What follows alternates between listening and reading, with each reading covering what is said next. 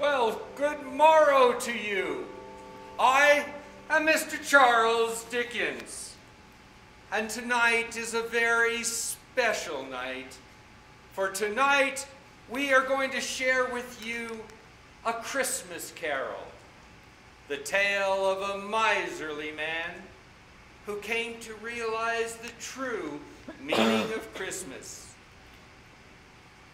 When my novel first appeared, 176 years ago, few observed Christmas other than at church. Few employers gave their workers off for the holiday, and the jolly country celebrations of the past were largely forgotten in the cities. But this little story helped to transform Christmas from a staid religious holiday into the joyous season of faith, feasting, and goodwill it is to this very day. My little ghost story of Christmas opens in London on a cold, snowy December 24th in the year 1843. Once upon a time, of all the good days in the year, on Christmas Eve, old Scrooge sat busy in his counting house. Ebenezer Scrooge was a squeezing, wrenching, grasping, scraping, clutching, covetous old sinner, a hard-hearted miser, secret and self-contained and solitary as an oyster, a morose and lonely man who consorted with nobody but himself. On this evening, the office of Scrooge and Marley was shrouded in cold, bleak, biting weather.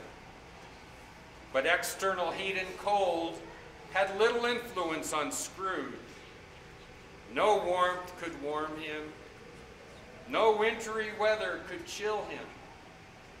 No wind that blew was more bitter than he.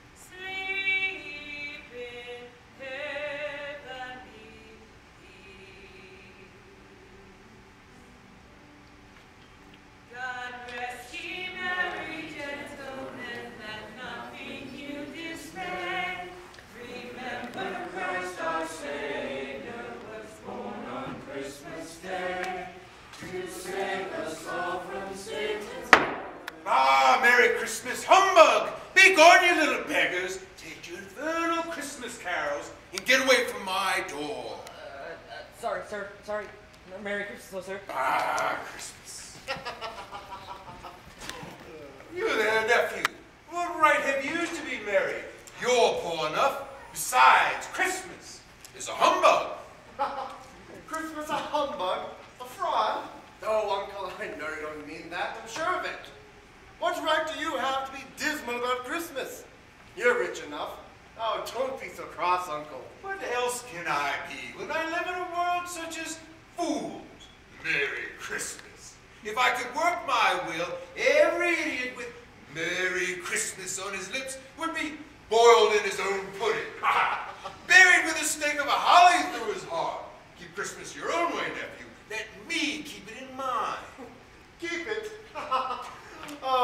keep it. And let me leave it alone. Much good it'll do you. Much good it's ever done you. Oh, but Christmas time is a good time. It is a kind, forgiving, charitable, pleasant time. Where men and women can open up their shut-up hearts freely. It's a time to think as others as if they were fellow passengers to the grave, and not some other race of creatures bound on other journeys. Therefore, even though I've not put a single scrap of gold or silver in my pocket, I believe it will do me good, and it has done me good. And with that I say, God bless it. God bless Christmas. Mr. Cratchit, one more sound out of you, and you'll keep your Christmas by losing your situation. Back to your accounting. Yes, sir. Oh, Uncle, don't be so angry. Come, join us for Christmas feast at our house. Kate would love to meet you. Kate? Oh, your wife. Why did you marry? Because I fell in love, Uncle. Because you fell in love with a woman as penniless as you are. Oh, Fred. Good afternoon. But you never visited before the marriage. I asked nothing from you. I asked nothing of you. Good afternoon. Well then, I'll keep my Christmas merriment. With that I say, Merry Christmas. Good afternoon. Oh, and a Happy New Year. Good afternoon, Mr. Cratchit. See my nephew out. This way, Mr. Fred. And Merry Christmas to you. Oh, and to you and your family. Oh, how is Mrs. Cratchit and the kids and, oh, the little lame boy? Tim, Tiny Tim. He's doing better. Thank you for asking, and have a happy Christmas. My clerk, Bob Cratchit. 15 shillings a week. A wife, family, speaking of a Merry Christmas. I'll retire to Bedlam. Ladies?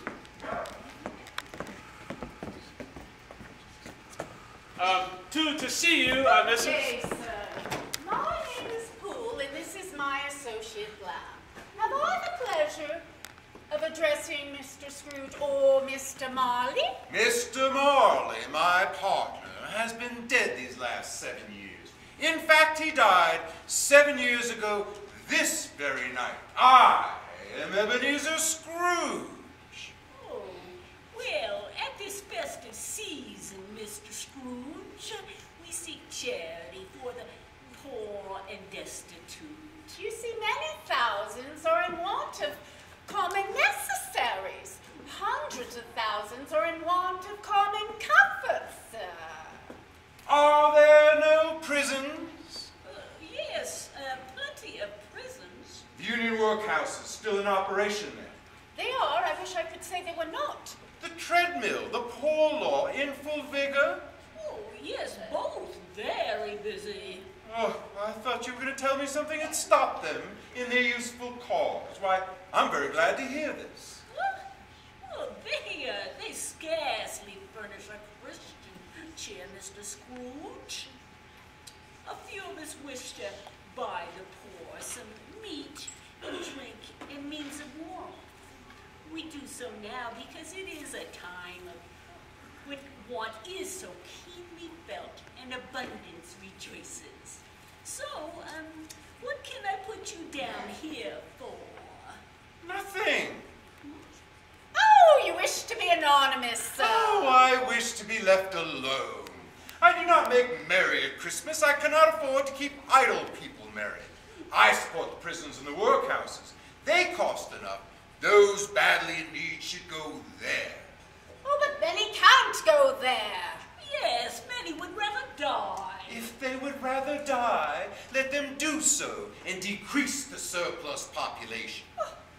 I see. So the firm of Scrooge and Marley declines. It is enough for a man to know his own business and to keep his nose out of others. Mine occupies me constantly. Well, good evening, then. Oh, very well. You have made your views quite clear. Good evening to you, sir. Oh.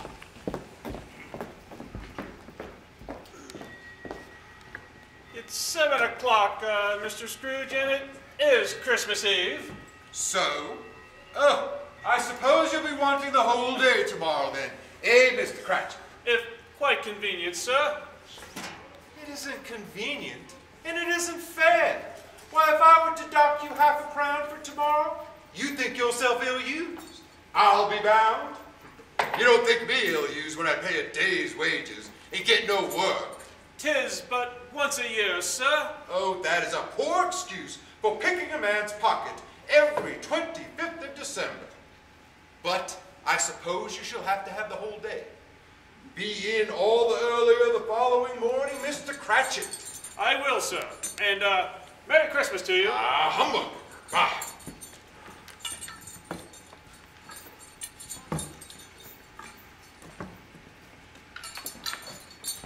Scrooge took his melancholy dinner in his usual melancholy tavern. Following his solitary meal, Scrooge walked home through the rolling fog and the bitter cold. He silently passed urchins crowded round fires in the streets, trying to keep warm. Then the icy Scrooge trudged along home through the dark streets. But just as he reached the door of his dismal house, he thought he heard something calling.